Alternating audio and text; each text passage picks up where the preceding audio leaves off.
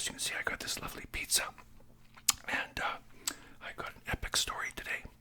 Before I get started, big shout out to Fabian. Okay, Fabian, awesome viewer. Big shout out to you, my friend, and I want to thank you for your support.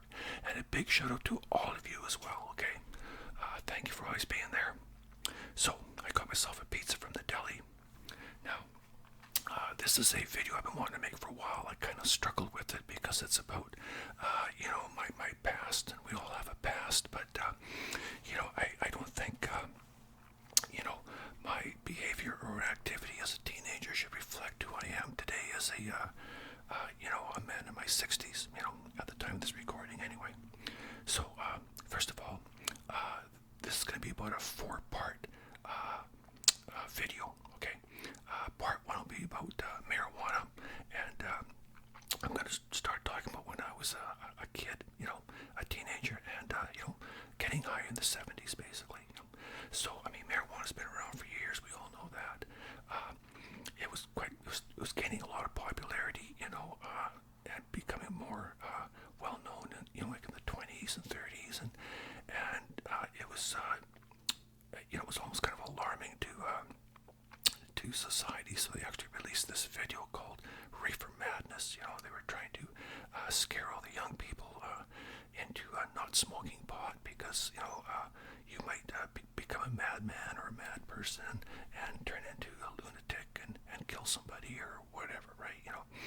It was really crazy. That video came out in 1936. I'm sure you can find it on YouTube somewhere, but it's worth seeing.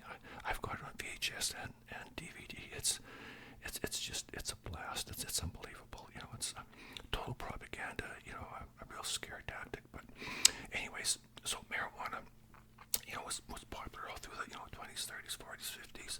The 60s, things really started to change.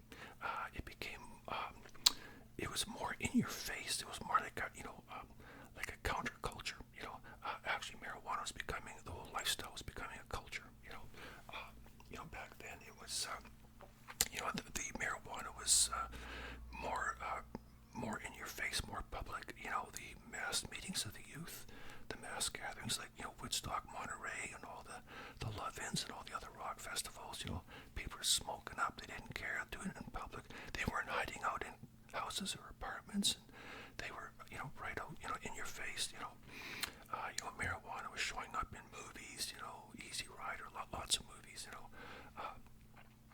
Song lyrics, and all kinds of stuff like that. About getting high. There was like lots of shops, like head shops, where you could go there and buy, pipes, all kinds of paraphernalia. Buy your incense and your love beads and your black light posters and your lava lamps and whatever. You could do that. So, and Cheech and Chong also. Cheech and Chong really brought marijuana, right out in the open on a record. I don't think anybody ever made a record like that. Maybe Lenny Bruce said, come kind of close to that at one time. I'm not sure, but it was. I remember listening to Cheech and Chong for the first time, and just getting high as a kite, listening to Cheech and Chong and just rolling on the floor. And we go to our friend Marlon's house, and he had a Cheech and Chong record. I never heard of these guys before. Up in Smoke, and I remember going to Friday night. We just laughed and smoked up and listened to it. And did the same thing on the weekend, all day Saturday, all day Sunday. I don't know where his parents were at the time, but we had a blast. So anyways, it was a lot of fun. But I got this delicious pizza here.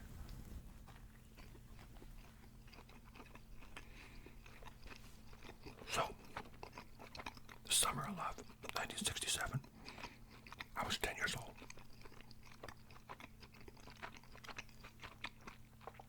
I was becoming very intrigued with this marijuana thing I've been hearing about, and the whole hippie culture, and the music was changing, all the psychedelic music, everything was just really changing, really quickly, and it fascinated me.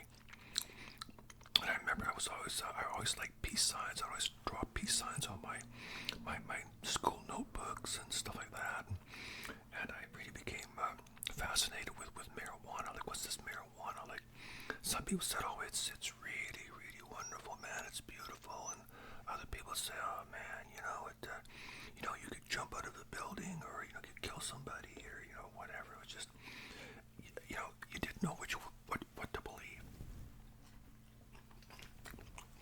Of course, my parents were totally dead set against it. Most parents were, I guess. First time I ever saw marijuana, I was in grade 7, and a policeman came to the school, and he was lecturing the students. There was all the grade 7s and all the grade 8s were there. We were like the seniors, and he was giving us a lecture on marijuana, how harmful it is, and was a gateway drug. If you do marijuana, next thing you know, you're doing heroin. And, well, I smoked marijuana for a lot of years.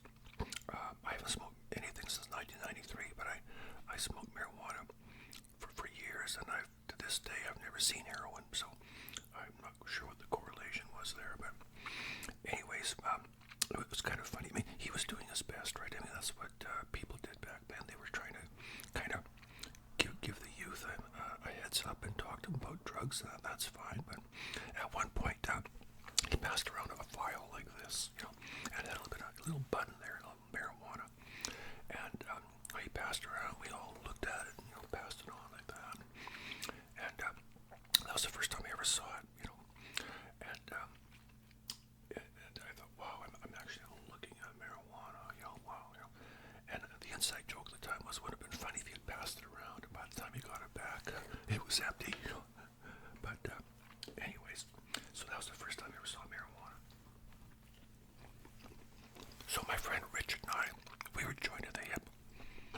We had the same interests. We wanted to do everything together. We've known each other since 1962. Listened to the same music, dressed the same, even kind of looked the same, had long hair. Both had pimples, and we were like twins. So Richard, he really wanted to get high too. And so, time went on, and next thing you know, I guess we're maybe about 12 years old at this point. I always found the whole marijuana thing to be really interesting.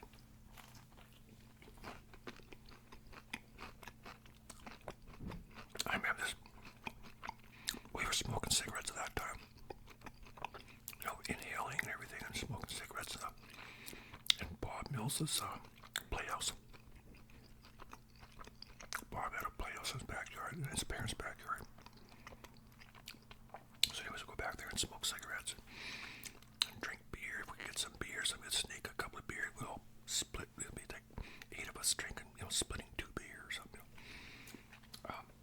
So this one time, these guys invited us over. They said they had some marijuana. So we were kind of skeptics. So Rich and I went over, and I had a bag with something that, it could have been tea, looked like tea or oregano. I mean, people were doing stuff like that. I said, oh, this stuff's really good. So they rolled up some joints, and we smoked it. And I didn't know I'd never smoked marijuana before. I had no idea what it tasted like or what it should be like. But I remember I just coughed my brains out. I was like, oh man, it was awful. And of course, I never got a buzz at all. I think we probably smoked about 6 or 7 joints, and then we got a buzz. I'm convinced it was tea. I mean, I'm sure to this day I smoked a lot of, Earl Grey and Orange Pico and Darjeeling and, Red Rose. Who knows, right? Not to mention a few herbs and spices thrown in there. So this one day, I was about 12 or 13. My parents were away, and my sister, who was 3 years older than me, she said 2 of her friends, Trudy and Wendy, were coming over. They're going to smoke a joint at noon hour over their school lunch break. So I was downstairs, and I heard them come over, and I could hear them up there. So I just had to go upstairs. I walked upstairs, and they're standing there in the kitchen smoking a doobie. That was the first time I ever smelled marijuana. First time that I'd ever knowingly been around anybody smoking marijuana. And it was like, I was kind of hoping they'd offer me a toke, but they were like totally oblivious to me, and it's almost like they didn't even notice me. And of course, they never offered me a toke, they just ignored me. But I thought, wow,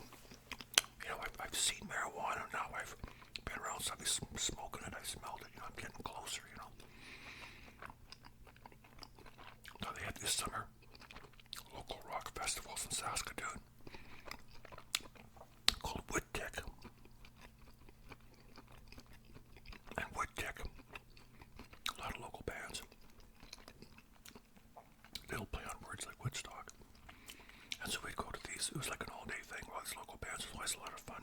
It was at the exhibition grounds. And I'd see people smoking up, passing a doobie around. And, I always thought, oh man, I'd love to be part of that. No. It was very difficult for people when they're like, at that time, in a city like Saskatoon, when you're like 12 or 13 years old, to get a hold of some marijuana. Most people are not going to sell to you at that age. Keep in mind, it was highly illegal back then too. Now it's legal in Canada and probably a lot of other places, but it sure wasn't back then. And you can get into a lot of trouble for simple possession. Trafficking was worse. And Saskatoon, because it was not a port city, it was a prairie town. It was hard to score marijuana there. When marijuana came into Canada, it came in usually through Vancouver or Toronto, both port cities. As soon as it came in and hit the streets of Vancouver, it was all over. If somebody was able to grab some and bring it back to Saskatoon, by the time it got there wasn't a whole lot left. So unless you had some major connections, it was pretty hard to score marijuana. Well, Rich and I both got high. The first time we got high was not on marijuana, it was actually on L.S.D. He dropped acid when he was 13. I think I did when I was 15, but we both got high on acid before marijuana. So anyways, no, I was 14. Yeah, he was 13, I was 14. So anyways, so moving ahead now to about that age, we're about, 14 and still hadn't gotten high, we're still smoking people's, oregano and whatever they'd come up with, and we're just getting really frustrated and really tired of it, And, it's funny, we would buy this magazine called High Times. High Times was a magazine that was totally dedicated to marijuana. We had pictures of all kinds of marijuana, so we were learning all about it. Richard he was the scientist. He was really into learning about female plants and, pinching the tops and getting the right seeds and stuff like that. He was right into that, and he was a smart guy. And, the magazine High Times is a reflection right there of, the whole culture, the whole Cheech and Chong and all the head shops and all that, the openness of marijuana, being illegal, it was still very open, and that was just the way things were back then. It was very exciting, the fact that it was highly illegal made it very exciting. So anyways, as it turned out, there wasn't a lot of marijuana around. We did get a bag of, eventually, of some real pot. It had a lot of seeds in there, a lot of stems, and basically just leaves, probably from a male plant, right? So we bought, it was a nickel bag. Nickel bags were popular, because $5 back then was a lot of money. Dime bags, an ounce of $20. So a nickel bag was a quarter ounce, basically. Got a quarter ounce. Smoked that thing to death and never even got a buzz. We just got sore throats. I remember coughing and coughing. My throat was sore. Never got a buzz. Richard kind of claimed that he did, but I certainly didn't. And, our frustration was growing even more intense after that. But I remember Richard kept the seeds and he planted them in these little cottage cheese containers. He was growing these little tiny plants. He was so excited about that. So,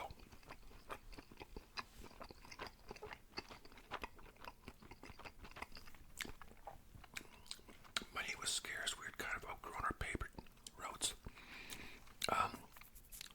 We weren't working a lot, but I'd started working at my parents' store, and Richard got a part-time job at the car wash, just a little bit here and there. So we were kind of scraping together a few bucks, but then we'd also pawn things off. Like we'd pawn off some records, and Richard he had this little record player lying around in his basement that belonged to his sister. We went down, pawned that off. I think he wanted 15 bucks. The guy said, "I'll give you 7." Richard said, "How about 10?" He gave us 10 bucks, and so that was great. We couldn't believe it. So we ended up, my sister's boyfriend had some hash for sale. He was selling hash.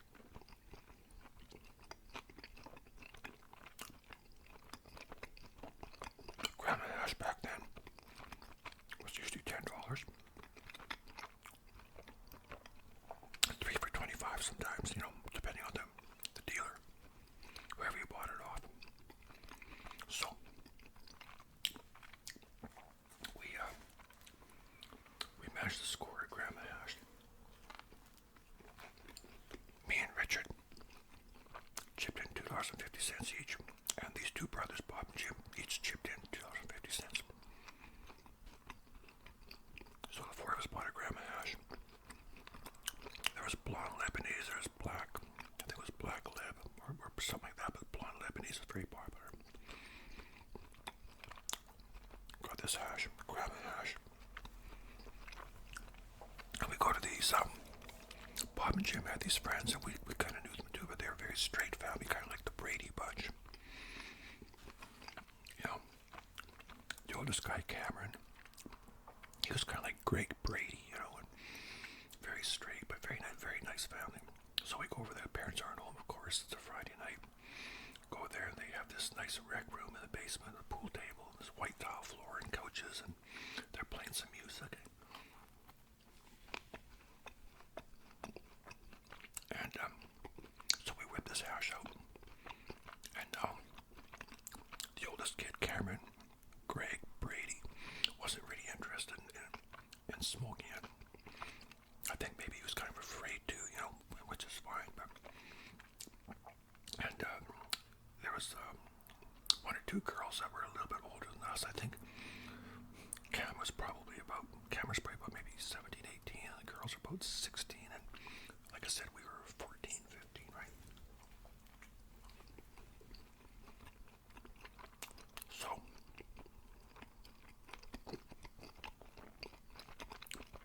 Richard has a pipe that he bought at the head shop. Had a little screen in there. We got this hash, kind of cut up with a knife and put a little bit in there. And I'd never smoked it before. I'd never smoked hash. Smoked that pot and tea leaves and oregano, but I'd never smoked hash. So I remember when they were passing the pipe around, it came to my turn. I took a nice toke, and I felt it in my lungs, but it didn't make me cough. Like it wasn't. It didn't hurt my throat.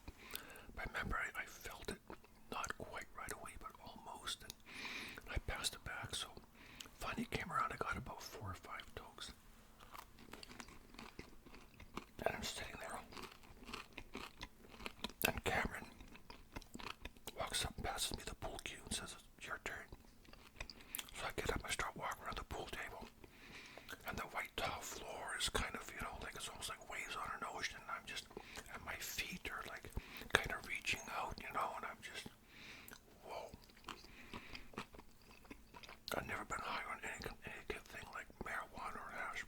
My first time getting high on a cannabis substance.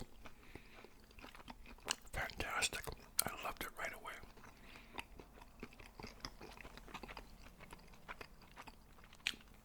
It was absolutely unbelievable.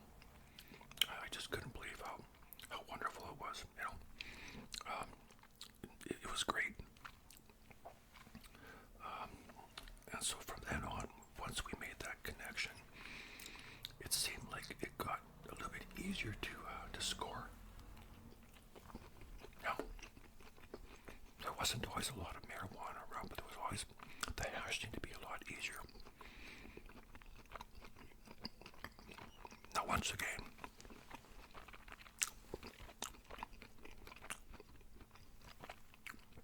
it was illegal, very illegal, and there was always that paranoia that it excitement of having an illegal substance and carrying it, like walking around with it. You're always paranoid, right? But that added to the excitement of it. And of course, you're always worried about getting busted. But my friend Ken said, if you don't want to get busted, just don't carry it. Never be in possession of it. You'll never get busted. Well, that's coming from a guy who got busted 4 times, twice in one weekend. Anyways, so the thing about scoring, like hash was easier to deal with. It was easier to smuggle because marijuana, if somebody went from Saskatoon to Vancouver, they wanted to pick up a couple pounds. That's a lot bulkier, And as for hash, if you picture a pound of butter, well, a pound of hash would be the same size. And if you flatten that out, if it was flat, you could carry it on you in a jacket, nobody would even notice. But you picture a pound of hash. There's 16 ounces in a pound. You sell by the gram. That's 28 grams in an ounce, I believe. That's a lot of money. 10 bucks a gram. And hash, there was always a lot more hash, and that's fine. We liked hash. It was great, We would hot knife it, I remember the first time we hot knifed to get a couple nice, put them on the stove, and get your token put on. You just sort of dab it and stick on there. The smoke would come up, and it's just really intense. I remember, we would, my parents' knives, the ends of them were burnt, right? I remember they saying, like, what happened to these knives? And I said, well, we use those for camping, right? Yeah, right. Now, the penalty for marijuana in some places was very stiff. There was an incident down the States where a young man was sentenced to something like 25 years for a small possession of a small amount of marijuana. This was back in the late 60s, early 70s. So these guys started this organization called NORML, which was a national organization for reform of marijuana laws. I think it was initially the national repeal of marijuana laws, but they changed it to reform. And that was to try and reform the marijuana laws, like decriminalize it, and to make it less severe, because nobody should go to jail for 20-some years for a few joints. It's ridiculous. Mind you, some countries around the world, they'd probably shoot you. Back then, anyway. Hard to imagine now. So this was in the days where it was not only illegal, it wasn't even decriminalized yet.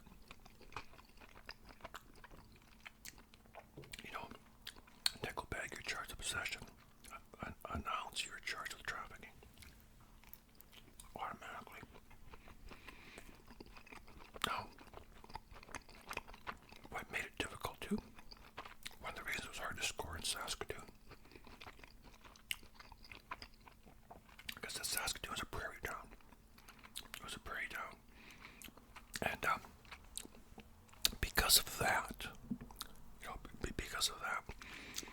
you had to go to either Toronto or Vancouver to pick up your pot and bring it back. So a lot of times, a couple of guys, like I said, they go to Vancouver, buy a couple of pounds of either hash or pot where they could, and bring it back, and that's providing they could get some there, And like I said, by the time it got to Saskatoon, there were so many people who were so hungry for it, it was just gone in days, right? Now, one thing that made it very, very, very tricky, and there was an old saying that if you took a pound of marijuana from Vancouver to Toronto, if you got busted, it would be in Saskatoon. And the reason for that was Saskatoon had, like a lot of cities, its own police force. They had their own city police with a very active drug unit. Two of the officers Wilton and officers Mainland, were very active. Man, they were like Crocker and Tubbs or Starsky and Hutch, but just not as cool. But man, they were busting people left and right. They were good at their job. Everybody hated them. So anyway, Mainland and Wilton. So anyways, aside from that, aside from Saskatoon having its own police force, we also had the federal police, RCMP, which also had a very active drug unit. Now, our neighboring city, Regina, which is the capital of Saskatchewan, had a training center for RCMP. RCMP trained in two places in Canada, Ottawa in Ontario and Regina. So they trained in Regina. I know, sounds like vagina. But anyways, so not only did they train in Regina, but they sent police from Regina, a lot of these rookies, and put them on the streets of Saskatoon to train. So you had city police, federal police, and a lot of rookies training. The city was crawling with cops all the time.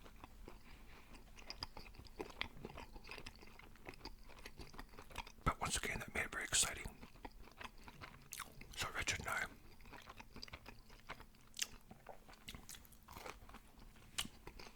were managing to score more often. And this one time, my sister's boyfriend that we've been dealing with, he has us come over. And he says, I'll sell you 3 grams for $25. And so we thought, that's great. So we got 3 grams of hash for $25, and he said, here, I'll give you a little bit of this pot. The pot was like a Mexican pot, like a Mexican red hair or something, and it was very good. It was probably the first time I actually smoked pot and got high on it. It was really good. So all of a sudden, Rich and I had some pot, 3 grams of hash, and Richard would always keep it at his house. And I totally trusted him. There's never a problem. He never smoked it without me being part of it. He went to the head shop and got these $100 bill rolling papers. They're bigger than your average paper. They're actually probably about that long. They're longer than your average rolling paper. And he would take the marijuana, put it in there, then take a little bit of hash and sort of crumble it up, twist up these joints, and he had a whole bunch of them. So it was one winter time. Remember, it was a beautiful sunny winter day, cold, but the snow was crunchy, the sun was bright. It was on a Sunday, and we meet up. We walk to a friend's house. We walk down the back alley, take some of these joints. We smoke it. We just got high as a kite. You know, the marijuana, the hash, and it was just fantastic.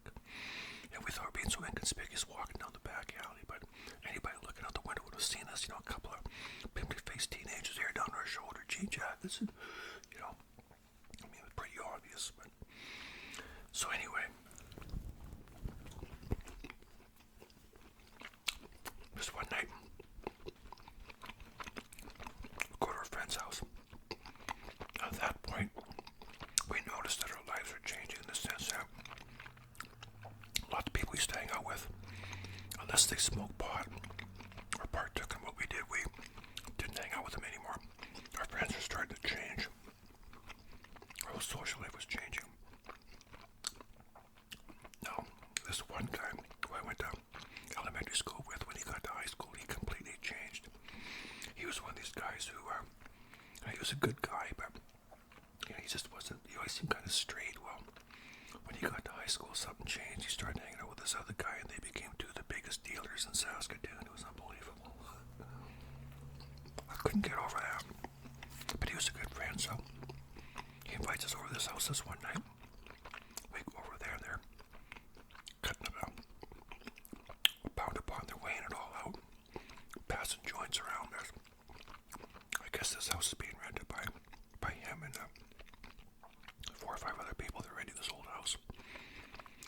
And there's a lot of people over there, you know, posters on the wall, and you know, listening to Slade, and you know, a lot of bands at that time. And we started smoking up, and I was just getting really, really, really baked, right?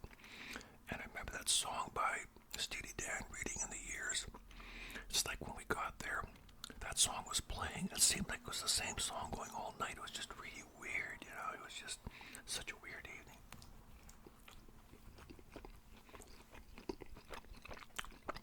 And they had this, one of the guys that turned his bedroom into a a black light room. Go in, there's a black light, noise, black light posters. And it's like, it's just, I don't know if you've been in a black light room. It's really cool. But I remember we were going in there and just being really stoned. It was just like really weird. It was a great evening. And so we ended up buying, I think probably a nickel bag or dime bag. I can't remember what we got. But anyway, so the next day we go back.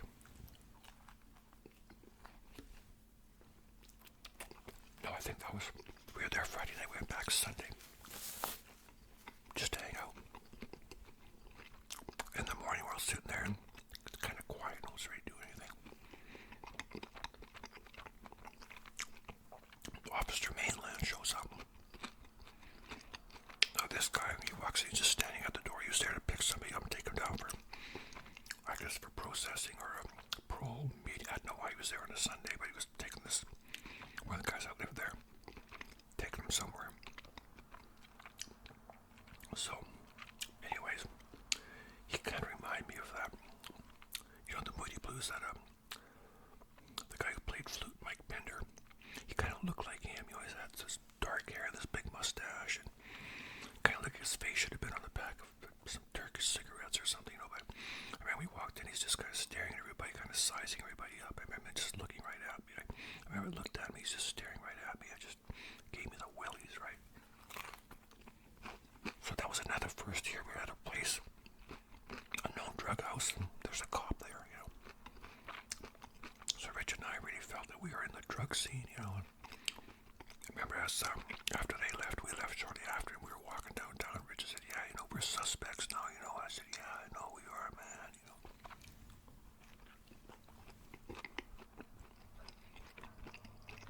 So this one day,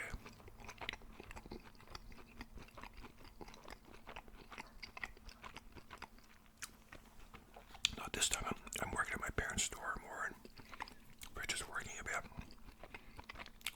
So we always seem to have enough money to buy pot and hash. This one day, Rich says to me, this is a guy in my class, his name is Ken. He's in my English class. He always seemed kind of quiet, but he looks kind of cool. The other day he asked me if I wanted to smoke a doobie with him.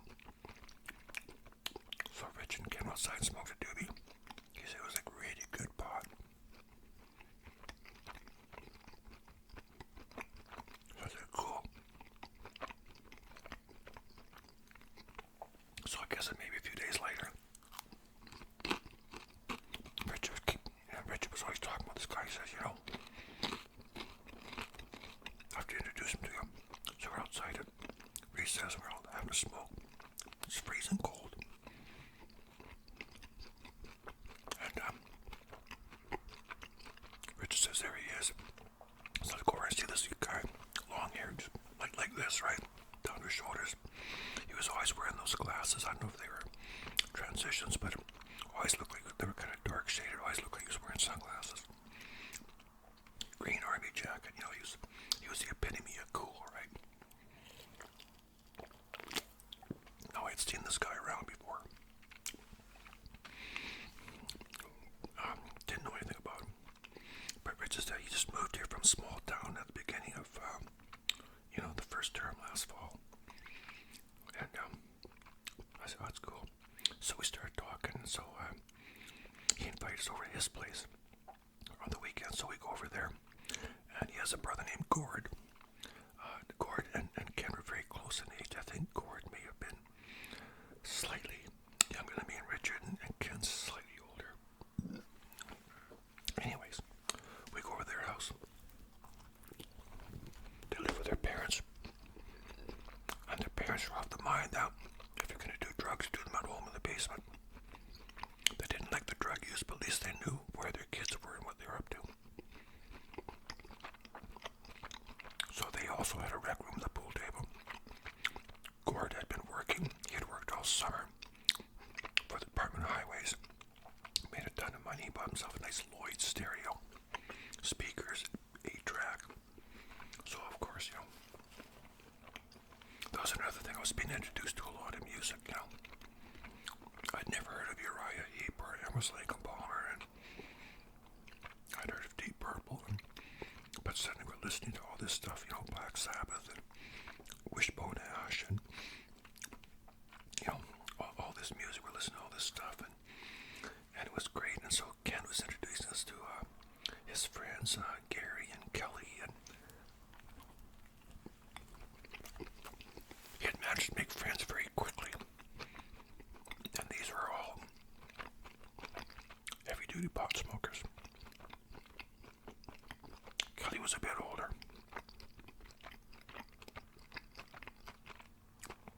Kelly was actually out of school. He was 18, I think, at this point. And it was really kind of cool because we noticed that when we started hanging out with Ken and those guys, we completely pretty much abandoned all our old friends. We just had this whole new group of friends and everything had kind of really shifted gears.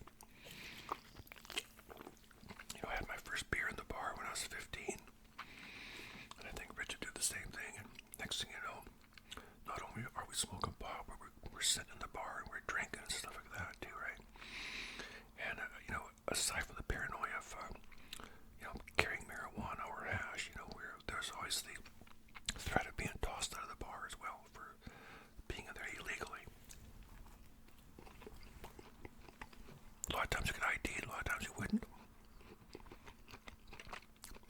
A lot of times you want to score pot. We go in the bar and we walk around, we're looking for somebody, and walk up to somebody, we can score a bag, and I say, well, go talk to that guy over by the pool table. So I go, hey, walk over, that guy be taking a shot. You and you look, I say, oh, just meet me on the back alley in 10 minutes. So you do that, go out there, give him 10 or 20 bucks, he reaches down his pants, pulls out a bag, gives it to you, it was real secret agent stuff, but it was exciting because, like I said, it was illegal, and that was the big part of the element that you don't have anymore. Now you go to a store and buy it. And one time we walked in the bar and I saw this friend of mine, this guy I knew from school, and his name was Mark. I said, we sit down. They have like a big booth and covered in beer. I started drinking beer. He says, you guys looking to score? And we say, yeah. He says, okay, well, got some hash. Slides a cigarette. Pack the door. Open up. It's full of hash. So we take one out. Pass it back, Real undercover, right? One time I was with my friend Ken. We went downtown, wanted to score some hash.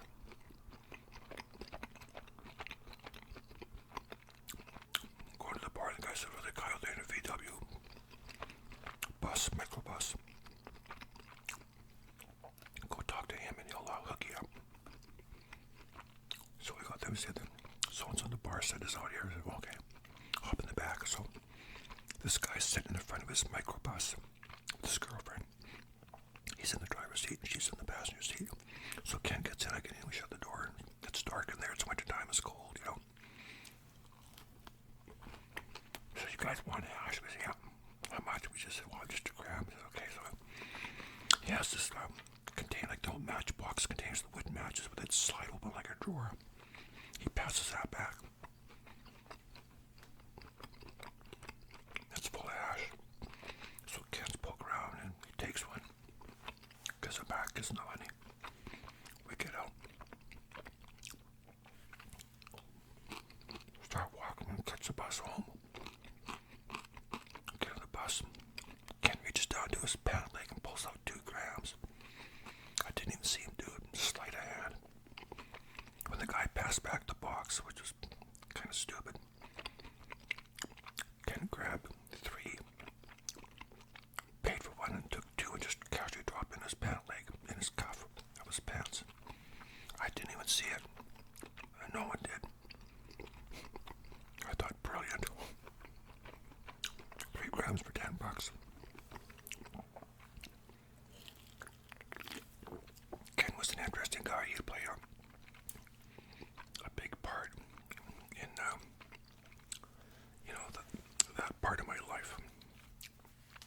So we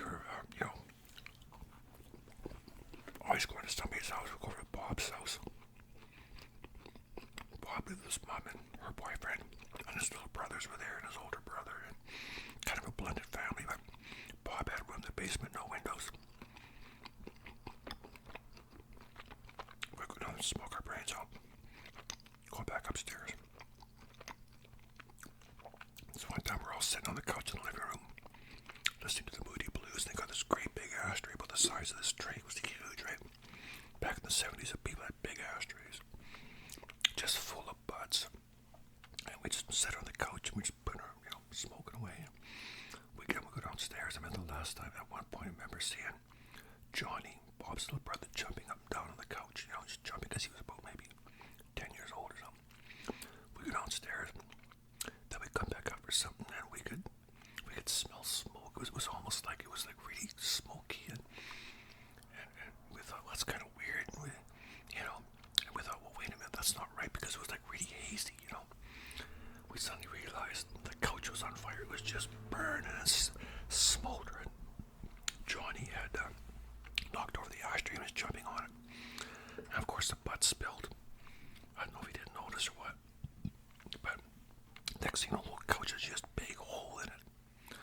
Oh gosh, his mom and her boyfriend were furious.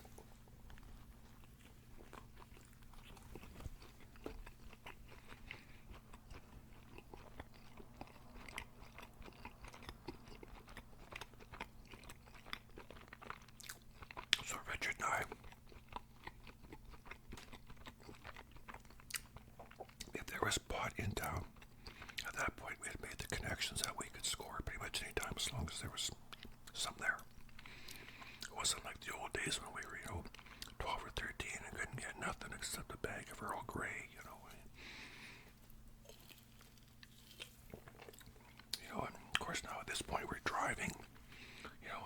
One of my most popular videos is when I got my driver's license and we went to a drive-in movie the first night. My friend Bob, the same guy whose little brother was jumping on the couch, he leaves his hash pipe in the backseat of the car. Not once, but twice. He did it that night.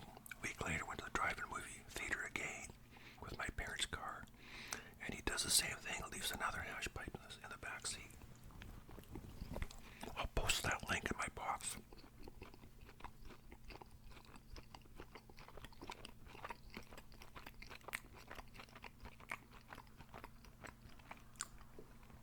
So anyway, that was kind of funny. No, it wasn't at the time. It is now. No, it wasn't funny at the time. I wanted to kill him. But Rich and I were both driving now. I get my parents' car. My dad lent me his van. Rich would get his mom's little Mini Cooper. And we'd drive around, and it was just so much easier to conduct our business and go about our way of life, And when you're driving, things are just a lot easier. Didn't have to stand on the freezing cold waiting for the bus. And we'd always hang out at somebody's house. Kelly had, he was a bit older, he was working. He had his own room in the basement.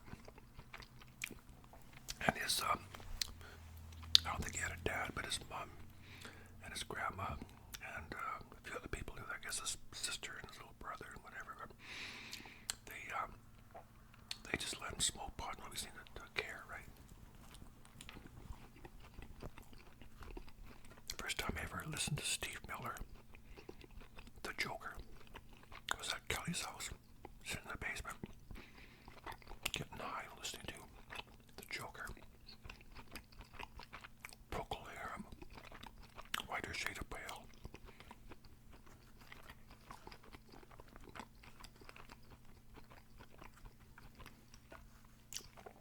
It was some good times back then. I remember one time sitting in the bar, and Officers Wilton, an officer, mainland, come in from Saskatoon, drug squad. And I'm sitting with a bunch of guys I didn't know. There's me and Ken and a bunch of other guys I didn't know. All older. And I'm underage. They come in and they shake down this guy at our table.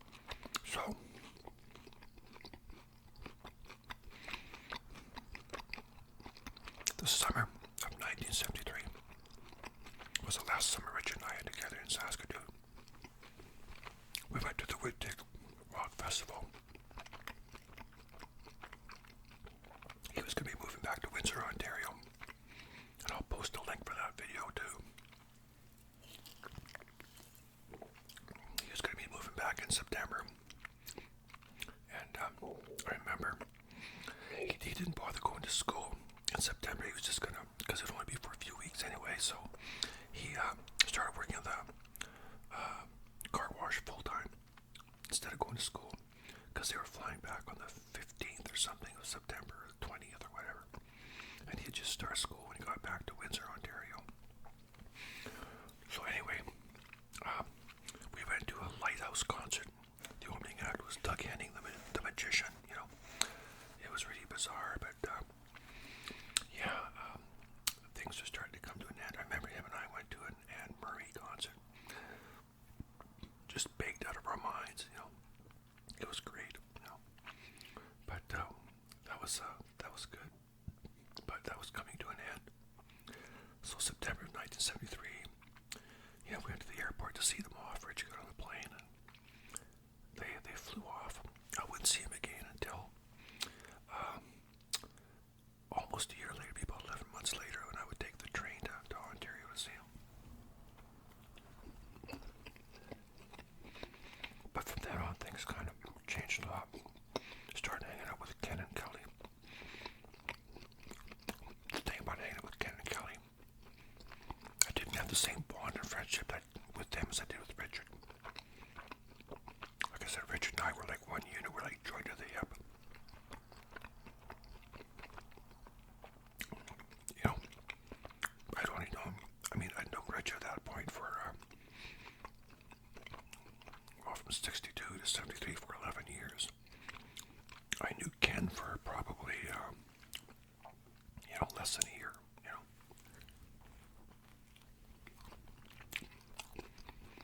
And I realized that things were a lot different.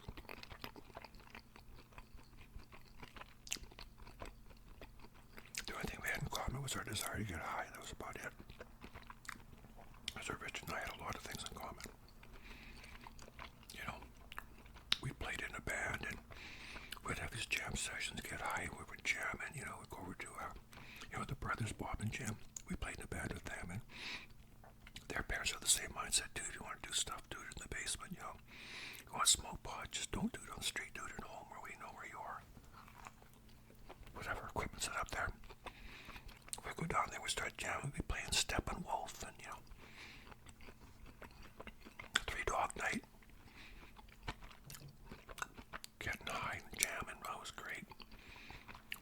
Like I said, when Richard got on that plane and left, I would be in Saskatoon for another 9 months before I'd move out here to Vancouver Island.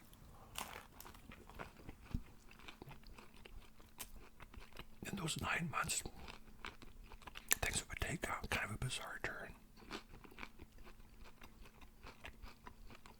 But that's another video. That'll be my last video. Like I said, there'll be 4 parts of this one. They're going to jump around.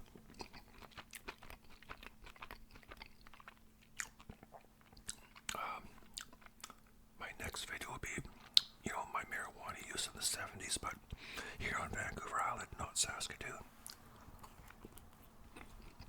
Then after that, I'll be talking about chemicals and L.S.D, and I'll be going back to Saskatoon, magic mushrooms. Richard will make another appearance because, like I said, I'll be going back and forth. Timelines, that sort of thing. Locations.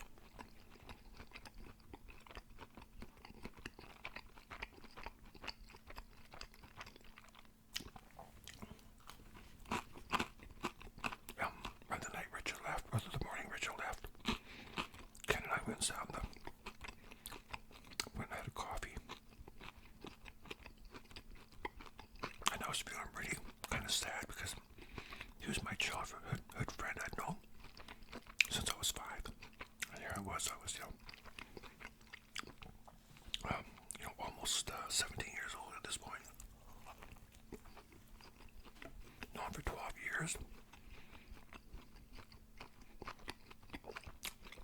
And Ken just said, well,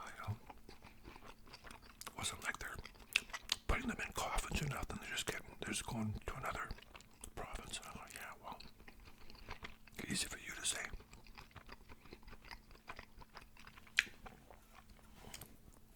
Ken was a very bizarre person. He had he was very cool, you know. He had that cool look about him. He was a tough guy. He could handle himself. He was, you know, well built, volatile temper, but alcohol and drugs at times will get the best of him. He gave his parents a hard time. Man, he was a hard kid. If I had a teenager like that, I would have disowned him.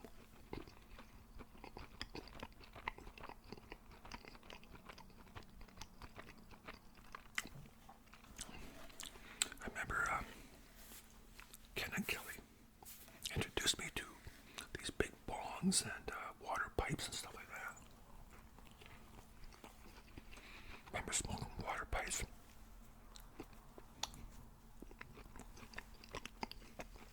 Getting really, really high.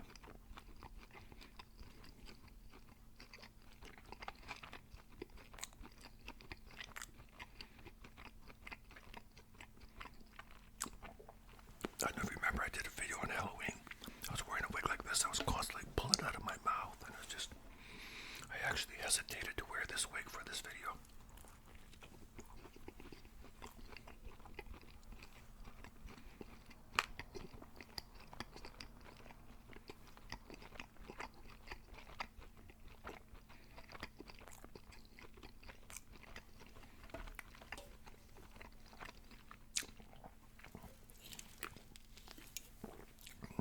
Funny thing is now, Rich and I would just knock ourselves out trying to score a pot.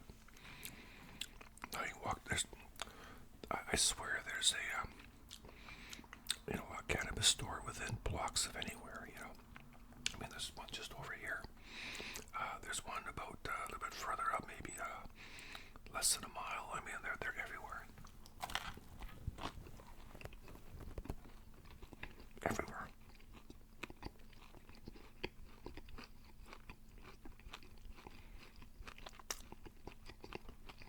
Now I know it's very convenient, but like I said, back in those days, the fact that it was illegal added to the excitement, you know, the paranoia of carrying an illegal substance, having it on you.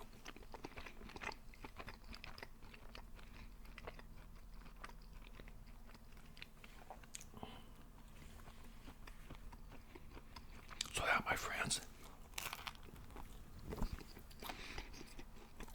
was me getting high in the 70s.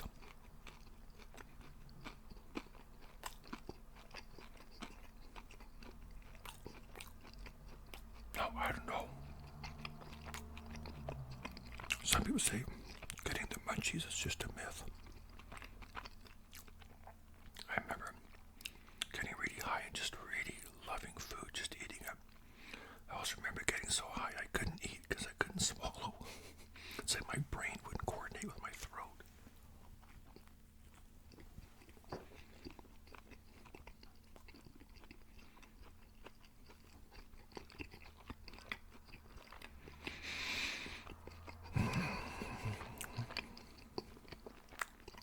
Good pizza. Can't believe I ate the whole thing.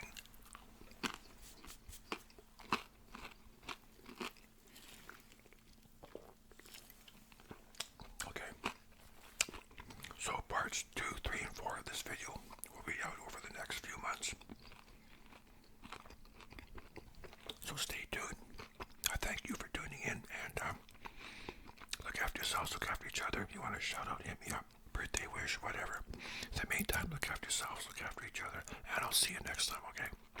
Bye now.